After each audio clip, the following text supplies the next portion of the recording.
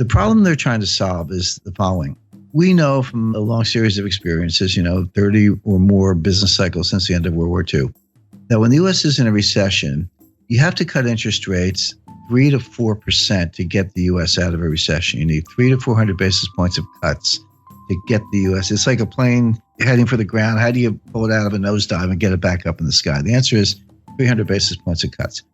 How do you cut interest rates 300 basis points when you're only at 75 basis points? The answer is you can't. And forget about negative rates. The evidence is now pretty good that negative rates do not work. In other words, negative rates are not more of the same.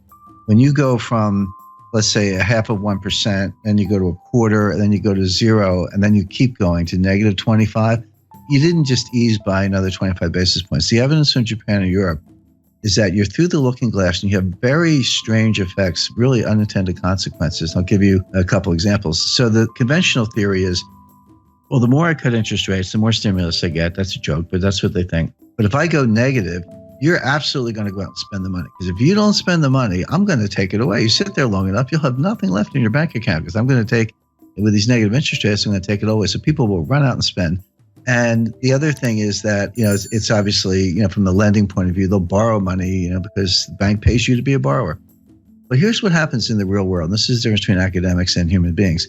When people see negative interest rates, people have goals in mind. They have lifetime goals, right? They want kids' education, parents' health care, their own health care, retirement.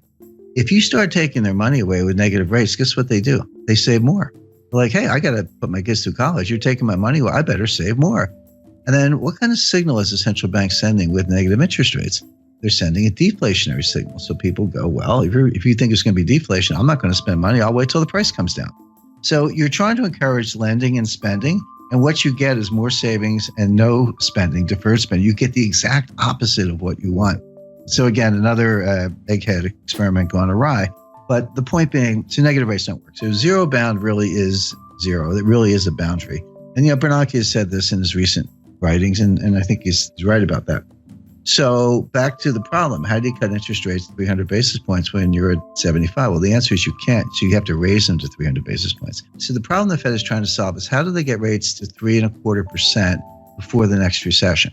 Now, I'm not saying the Fed sees a recession, and that's easy because the Fed never sees a recession. In 102 years, the Fed has never seen a recession, never forecast a recession, but they know their economic history. We are 8 years into an expansion. It feels punk. I mean, the growth is anemic, but labor force participation is low, productivity is dropping. There are a lot of bad things going on, but in fact, we are in the 8th year, actually coming up on soon be entering the 9th year of an expansion, which began in June 2009.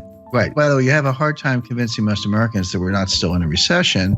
Depressions are different than recessions. The technical definition of a recession is 2 consecutive quarters of declining GDP with rising unemployment, a couple other bells and whistles, little subjective factors, but that's basically it. So people, when you say depression, they're like, depression sounds worse than a recession. And if recession is 2 quarters of declining GDP, then a depression must be like 10 quarters of declining GDP because it's got to be worse. But that's not the definition. The definition of a depression, you can have growth in a depression, but it's below trend growth. In other words, if trend is 3.5, and you're actually banging out 1.5, 2, that gap between, let's say, 1.5 and 3.5% growth, that's depressed growth. It's an output gap. It compounds over time, and you never get it back. We are losing trillions of dollars of wealth. We are impoverishing future generations on a relative basis because of our inability to get back to trend growth. So the reason American people feel this and don't listen to the economists, and they're right, is because we're in a depression. So leaving that aside, the Fed at least understands the business cycle and the fact that the next recession, they say they don't die of old age, but they do die, and we're getting closer to the next one.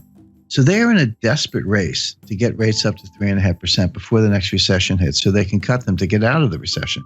The question is, can you raise rates enough to cure the next recession without causing the recession you're preparing to cure? That's the dilemma. That's the finesse. My answer is no, they're not going to be able to do it, but they think they can.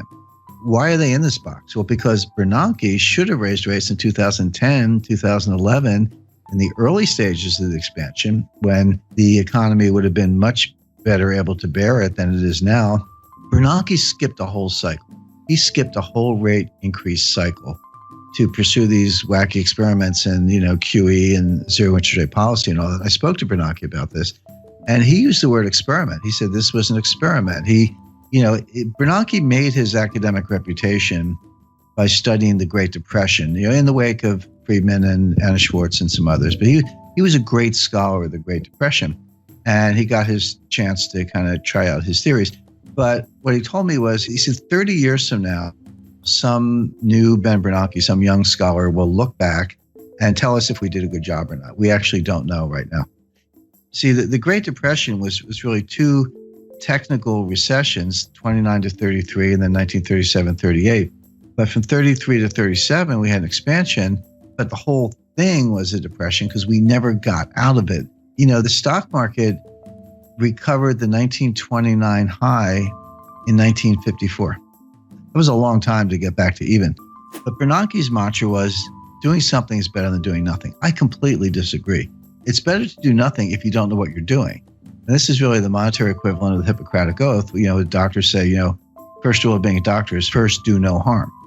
Anyway, bottom line is, by pursuing QE and zero interest rate policy, Bernanke failed to raise rates during the early stages of a cyclical expansion, which he should have done. If he had, the economy would have been just fine, and we'd be able to cut them today, but he didn't. So Janet Yellen now has to make up for lost time. So that's the mission. But again, and this is what the market completely does not get. And the Wall Street economists don't get. Nobody gets this because they see the Fed raising rates. And they've done the correlations and the regressions back to World War II. And they go, every time the Fed raises rates, the economy is getting stronger. So if the Fed's raising rates, the economy must be getting stronger. So bid up stock prices, et cetera. But that's like saying umbrellas cause rain. Because they've got the causality backwards. The Fed never leads the economy, ever. The Fed follows the economy. So a normal business cycle looks like this. So you get a little expansion going and unemployment starts to go down, and industrial capacity utilization starts to go up, and inflation starts to go up, and the Fed's watching, and then it keeps going. And they go, it's getting a little hot. We better raise rates. And they raise rates, but of course they started too late. The expansion keeps going, inflation keeps going up, unemployment keeps going down.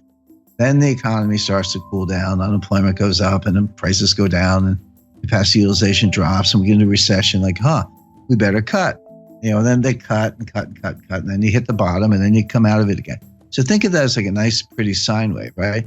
That's a business expansion, business contraction over and over, 30 or so times since the end of World War II, with the Fed always following the economy, never leading the economy.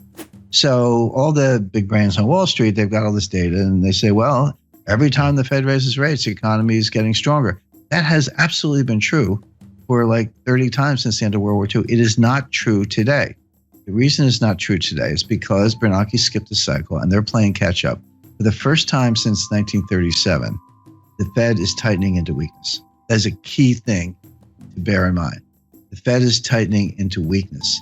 They are not leading the economy to strength. They are not responding to strength, even though Wall Street thinks they are. And there's a great danger that they're actually going to cause the recession they're preparing to cure, as I mentioned. The Fed will raise rates 25 basis points 4 times a year from now until the middle of 2019, until they get them to 3.25%. So like clockwork, every March, June, September, December, for 2017, 2018, into 2019, look for a Fed rate hike until they get to 3.25%, at which point they'll be able to say, all right, now we're 3.25. If we have a recession tomorrow, we can cut them back down to 0 again and get out of it. That'll be mission accomplished. Now, this is why I was sitting there in December like, yep, they're going to raise them in March. And right now, I'll tell your listeners they're going to raise them in June. There's your Fed response function. There's your baseline scenario. What are the exceptions to a Fed rate hike? And under what conditions will they not raise rates? Because everything I just described to you, they've had in mind since March 2015 when Yellen took patience out of the statement. That was the end of forward guidance. And by the way, if you go back to 2015, I said they're not going to raise rates all year, and they weren't going to do the liftoff that people were looking for in March, June, September, and they didn't lift off in September because the Chinese rate exchange devaluation, the stock market fell out of bed August 2015. Finally, they raised them in December 2015, and Wall Street was ready for March. I said, no, in June, no, September, no. It wasn't until December 2016 that they raised them the second time. So obviously, there are conditions under which they don't raise rates, notwithstanding the baseline scenario. So what are those conditions? There are three. Well, four, actually. So if you see job creation below 75,000, that will cause them to pause. By the way, pause is the key word. If you go home through the speeches, you'll see the word pause in Dudley's recent remarks. Pause is the Fed's jargon for we're not going to raise rates. We got the Jim scenario, which I took from the Fed. It's their scenario, or a technical recession. So, we're going to know Friday what the first quarter GDP is. It's pretty close to negative, but I'm not saying we're in a recession now. We might be. But if you see a recession, they'll pause. See job creation below 75,000, they'll pause. By the way, that's a very low bar. If you see a jobs report, see, this is the other thing that confuses Wall Street. You see a jobs report with 100,000 jobs. So Wall Street goes, oh, that report's really weak. The Fed's going to think twice. No, 75,000 is the number. Yellen told us that. It was in one of her speeches. You just have to be a geek like me and read all the speeches. So the third factor would be disinflation. So the Fed has this 2% inflation target. They've missed it for 6 years. They're finally getting close to hitting it. By the way, I think the listeners know they use the PCE core deflator year over year. There's PPI and CPI and core, a bunch of inflation indices, but we know what they use. PCE core deflator year over year. That actually has been getting close to 2%. But if you see it turn around, if you see that gap down to like 1.5, 1.4, 1.3, then they will pause. The last condition for the pause is a disorderly decline in stock markets more than 5%. If you see a 6, 7, 8% decline, so if the S&P went down 100 points, Fed doesn't care. Dow Jones goes down 1,000 points, Fed doesn't care. But beyond that, if you see the S&P start to go down 150 or the Dow start to go down 1,500 points in a disorderly way, it looks a little scary. It looks like there's no bottom. It looks like if you see that, they'll pause. So the Fed's going to raise like clockwork 4 times a year for the next 2.5 years, unless you see job creation below 75,000, disinflation, a technical recession. If you don't see one of those things, they're going to raise rates. And so right now, I don't see any of them. I mean, they could all happen, but it looks like, growth is going to be positive. Job creation's been decent, over 100,000. Disinflation is probably coming, but not quite here yet. And they'll want to see a couple months in a row. And the stock market's not crashing. So none of the pause conditions are in place. Therefore, they will raise rates. Simple.